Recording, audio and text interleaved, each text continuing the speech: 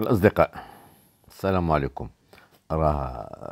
قريبة لوحدة الليلة هادي نتكي مع راسي شوية، قلت راه ندير واحد الفيديو هكا غير تصويرة، والمهم اللي كيهمو هو الهضرة. واحد الصديق ديالي صيفط ليا بار واتساب واحد لوليان ديال واحد الفيديو. ملي قلبت لقيتها ديال داك ليديو ديال ليديو 2020. قال لي قال لي هو كتب لي بالفرنسي: مي regarde-moi ce gars-là, mais il est malade. Ils sont dingues ces gens-là de parler ainsi. فهمتي؟ المهم هو قلت انا ليت ندير الفيديو حيت انا عارفه بلي راه غادي يمشي، غادي يسمعني، غادي يمشي يتفرج في هذا الفيديو اللي غنقول باش نقي ليه شويه ودنيه. ملي كيقول واش الجزائر خصها تخرج من لوبيب او لا، واش خصها تلاح في ميدان السيارات. اسمع لي يا كامبو، اسمع لي يا مكلخ، قبل ما نتذاكر على السيارات غنتذاكر على داكشي اللي عندكم نتوما. غنتذاكر لك على النفط والغاز. كتعرف المغرب لا بلو غروند، اكبر ريسورس مينيير اللي عنده وهي لي فوسفات. كيف نتوما لا بلو غروند ريسورس اللي عندكم هما لي زيدروكاربور. المغرب avec le peu de moyens، داكشي اللي كتب ليه الله اللي عنده. وسمحوا لي الاخوان، هاد لا فيديو غنديرها بشويه الفرنساويه باش هاد خينا نفهمو مزيان، فهمتي؟ Le Maroc, avec le peu de ressources qu'il a tout le temps possédé, il est arrivé à se hisser au premier rang mondial dans ce qui est de la production des dérivés des phosphates. Ça, c'était la seule ressource اللي عندنا حنايا. Donc il a fallu, au lieu de la vendre brute, ce qu'on a fait durant les 30 premières années, فهمتي؟ بقينا كنبيعوا الفوسفات بروت، ولكن شفنا باللي il n'y avait pas grand chose à gagner le phosphate brut, parce que nous le vendions à des pays qui, eux, après le transformaient et qui, après, nous revendaient le produit transformé. Fahmti? Bon, on s'est dit, pourquoi ne pas, pourquoi ne faut-il pas que ce soit nous-mêmes qui transformions ces phosphates? C'est ce qui s'est passé. Nous avons construit sur la côte atlantique plusieurs unités de transformation, les Maroc Phosphore 1, les Maroc Phosphore 2, les Jor Phosphore 1, toutes des séries d'unités de production d'engrais, d'acide phosphorique, ainsi de suite. Et en plus de ça, toujours en partant de la seule richesse que nous possédons, à l'époque, c'est ce que nous possédions.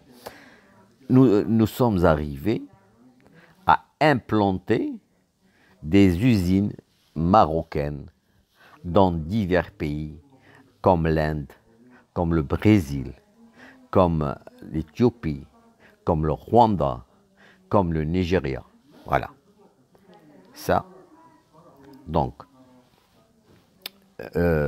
au lieu de vendre une matière première brute, maintenant nous sommes en train de vendre des dérivés de cette matière première. Maintenant, passons à ton pays, toi. Ton pays, c'est un producteur de gaz et de pétrole.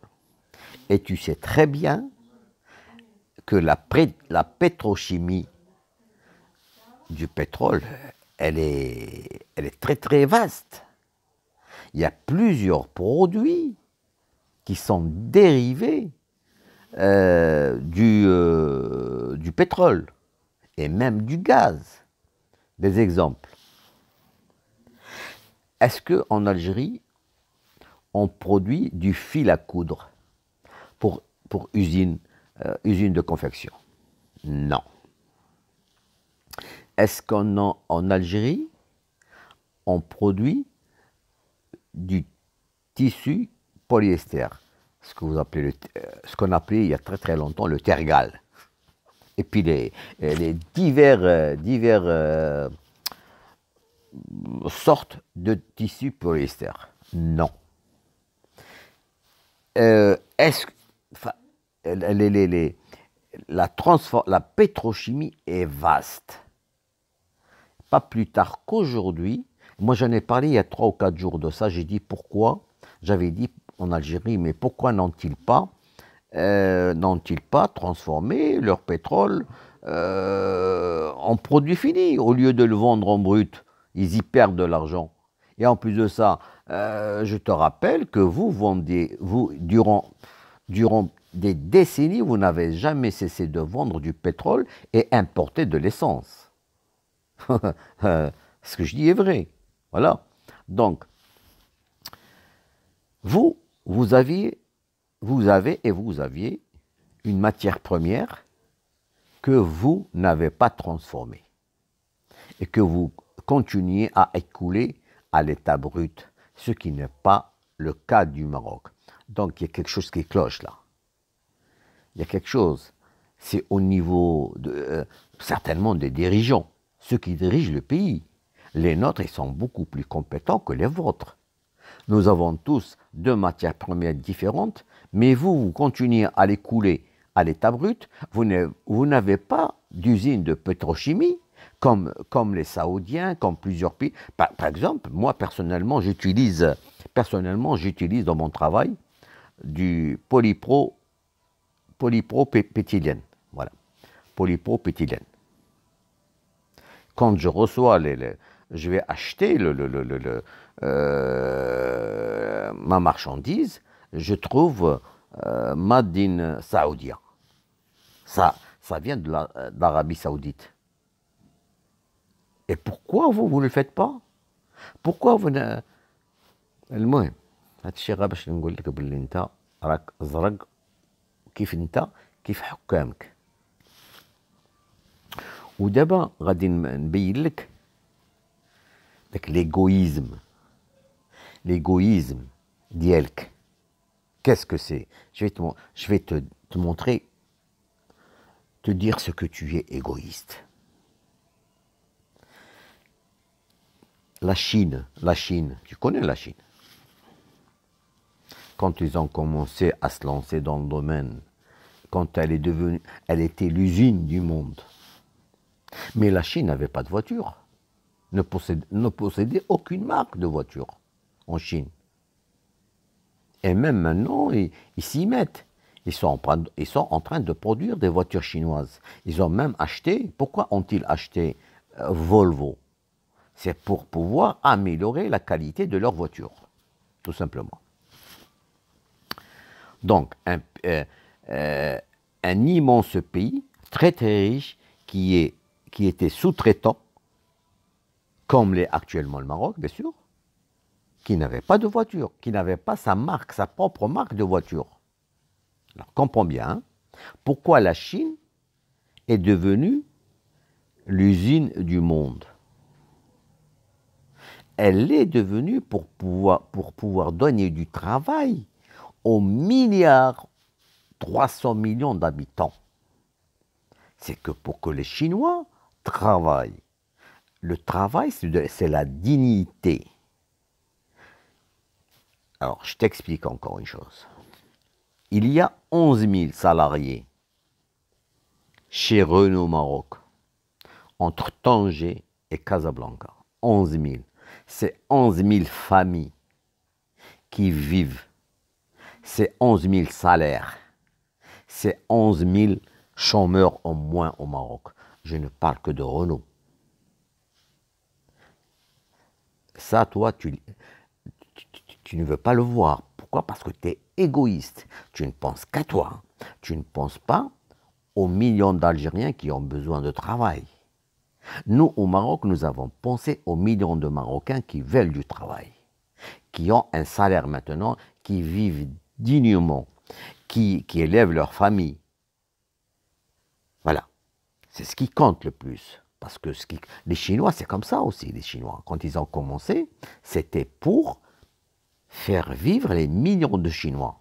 Mais avec le temps, parce que la Chine, elle ne s'est pas faite en un mois ou bien en un an. Les Chinois se sont lancés dans la sous-traitance déjà en 1970.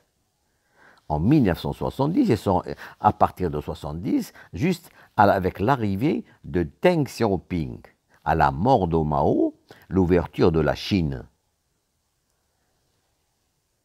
Et maintenant, regarde les Chinois. Ben, c'est exactement ce que nous sommes en train de faire, nous. Nous sommes en train de faire venir des usines qui vont produire des produits que nous exportons et en même temps, nous apprenons, nous formons nos ingénieurs. Pas plus tard qu'hier, j'ai parlé que le Maroc produit des pièces automobiles, pas pour Renault simplement, mais pour les exporter aussi. Nous exportons des pièces automobiles, à part le fait d'exporter des moteurs et des voitures. Ça, toi, tu ne veux pas le comprendre. Que c'est quoi? Pourquoi créer des usines au Maroc, même si on sous-traite? C'est pour faire travailler des Marocains. Toi, tu ne penses pas aux Algériens, tu penses qu'à toi-même. Et tu oublies une chose très importante, c'est que Renault, la voiture au Maroc, c'est 8 milliards de dollars. 8 milliards de dollars de devises qui rentrent dans le pays, tu comprends? Maintenant, la voiture est devenue la première source de devises au Maroc. C'est 8 milliards. Alors, il faudrait que tu saches, comme il dit, arrête de te prendre pour une lumière. وراك حاجة راك متبهدل في نفسك تدفق معك خوتك الجزائريين وتكتب عليهم وكل شيء. راه باين العربون دابا، هي العربون باين الحمد لله. و8 المليار ديال الدولار كتدخل على المغرب، كنخدموا des dizaines de milliers de personnes et nous sommes en train de produire des choses que nous produisions pas avant. Mais واش انت غير تحسب لك على صبحاتين وضحاها وغتجي دير une voiture made in Maroc ولا une voiture made in Algérie? Il faut des années de sous-traitance, il faut des années, il faut que tu formes toute une génération d'ingénieurs, de designers, واش انت مالك مكلخ، مالك مكلخ مالك. انا دابا نقيت لك ودني قلت لك هادشي اللي كاين باش تفهم راسك، وبارك ما تكون محساد. Arrête de penser à toi et ne parle pas au nom des Algériens. Parle en ton nom propre, parce que il y en a des millions d'Algériens qui aimeraient bien avoir un travail, avoir une usine comme celle de Renault et de Peugeot en Algérie, pour qu'ils puissent travailler, gagner un salaire et vivre dignement. J'espère que j'étais assez explicite et que tu as saisi ce que je viens de dire. وبارك ما تكذب على خوتك.